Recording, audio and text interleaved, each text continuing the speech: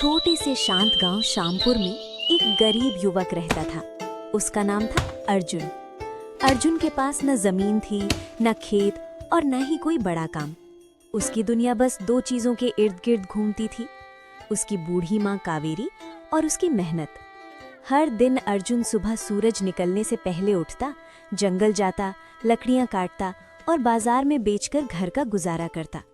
लेकिन उसे बिल्कुल भी अंदाजा नहीं था कि एक दिन उसकी जिंदगी में ऐसा मोड़ आएगा जो उसकी किस्मत बदल देगा। सुबह का समय था। गांव के चारों तरफ हल्की धुंध छाई हुई थी। मुर्गे बांग दे रहे थे और खेतों में काम करने वाले लोग अपने घरों से निकलने लगे थे। उसी समय अर्जुन की छोटी सी मिट्टी की झोपड़ी के अंदर उसकी माँ कावेरी चूल्हे के पास बैठी थी। कावेरी ने धीरे से आवाज लगाई, अर्जुन बेटा उठ जा, सूरज निकल आया है। अर्जुन नींद से उठते हुए बोला, माँ अभी उपडिया। बेटा यही है आज का नाश्ता। अर्जुन मुस्कुराते हुए बोला, माँ चिंता मत करो, एक दिन ऐसा आएगा जब मैं तुम्हें अच्छा खाना खिलाऊंगा। माँ की आंखों में आंसू आ गए। अर्जुन कुल्हाड़ी लेकर जंगल की ओर निकल पड़ा। जंगल गांव से लगभग 2 कोस दूर था। रास्ते में बड़े बड़े पेड़, पक्षियों की आवाजें और ठंडी हवा चल रही थी। अर्जुन मन ही मन सोच रहा था, काश मेरे पास भी थोड़ी जमीन होती तो माँ को इतनी मेहनत नहीं करनी पड़ती। इसी सोच में वो आगे बढ़ रहा था कि अचानक उसे सामने गांव का अमीर आदमी सेठ धनराज दिखाई दिया। सेठ धनराज गांव का सबसे अमीर आदमी था। सेठ ने अर्जुन को देखा और बोला, अरे अर्जुन, कहाँ जा रहा है? अर्जुन ने हाथ जोड़कर कहा, प्रणाम सेठ जी, जंगल जा रहा हूँ लकड़ी काटने। सेठ ने थोड़ा सोचकर कहा, अच्छा सुन, मुझे अपने गोदाम के लिए लकड़ियों की जरूरत है। अगर तू रोज लकड़ी पहुंचाएगा तो मैं तुझे अच्छे पैसे दूंगा। अर्जुन खुश हो गया। धन्यवाद सेठ जी, मैं पूरी मेहनत करूंगा।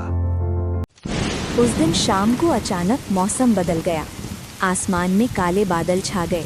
कुछ ही देर में तेज बारिश शुरू हो गई। अर्जुन भीगता हुआ घर पहुंचा, लेकिन घर पहुंचते ही वो घबरा गया।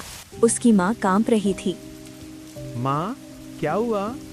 कावेरी कमजोर आवाज में बोली, बेटा शरीर जल रहा है, बहुत बुखार है। अर्जुन घबरा गया।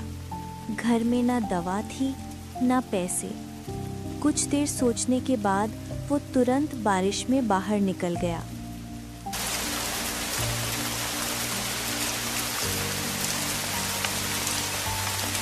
अर्जुन सीधे से धनराज की हवेली पहुंचा। दरवाजा खटखटाया। सेठ बाहर आया। इस समय यहाँ क्यों आया?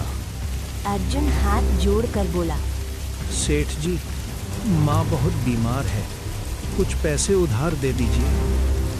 सेठ मुस्कुराया।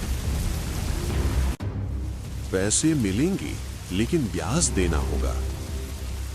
अर्जुन मजबूर था। ठीक है सेठ जी। सेठ ने कुछ पैसे दे दिए। अर्जुन दौड़ कर गया और दवा लेकर घर आया। अगली सुबह माँ थोड़ी ठीक हुई। कावेरी ने कहा, बेटा बरसात में लकड़ी का काम मुश्किल होगा। अर्जुन बोला, तो फिर क्या करें? माँ ने कहा, हम समोसे बनाकर बेच के हैं। अर्जुन पहले थोड़ा हैरान हुआ, फिर बोला, ठीक है माँ, कोशिश करते हैं। दोनों ने मिलकर समोसे बनाए। घर में खुशबू फैल गई। अर्जुन समोसे लेकर बाजार पहुंचा। वो आवाज लगाने लगा, गर्मा गर्म समोसे, गर्मा गर्म समोसे। लेकिन बाजार में पहले से भोलू हलवाई की दुकान थी। भोलू को अर्जुन पसंद नहीं आया। उसने अपने आदमियों से कहा, जाओ उसके समोसों की बुराई करो। गर्मा गर्म समोसे। कुछ लोग आए और बोले, ये समोसे तो बिल्कुल खराब हैं। लोग हंसने लगे।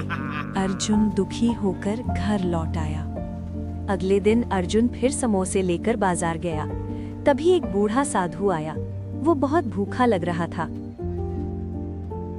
बेटा, कुछ खाने को मिलेगा? अर्जुन ने बिना सोचे उसे 2 समोसे दे दिए। साधु मुस्कुराया। तुम्हारा दिल बहुत अच्छा है। उसने अपनी झोली से एक छोटी थैली निकाली। इसमें एक खास जड़ी है, इसे अपने समोसों में मिलाना।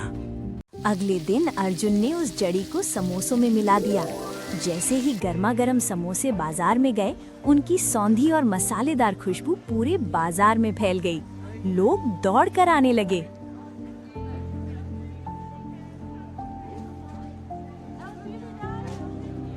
भैया जल्दी 2 समोसे। भैया जल्दी 2 समोसे। कुछ ही देर में सारे समोसे बिक गए। धीरे धीरे अर्जुन की दुकान मशहूर हो गई। भोलू हलवाई जलने लगा। एक रात वो चुपके से अर्जुन के घर गया और जड़ी चुरा ली। अगले दिन उसने उसी से समोसे बनाए, लेकिन समोसे बेहद कड़वे बन गए। ग्राहक गुस्से में समोसे फेंकने लगे। उसी दौरान उसकी कढ़ाई गिर गई, आग लग गई, उसकी पूरी दुकान जल गई।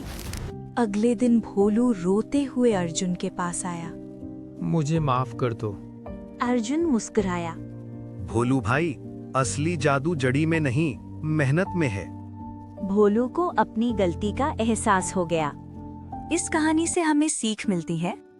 मेहनत और ईमानदारी से ही सच्ची सफलता मिलती है। लालच हमेशा इंसान को बर्बादी की ओर ले जाता है।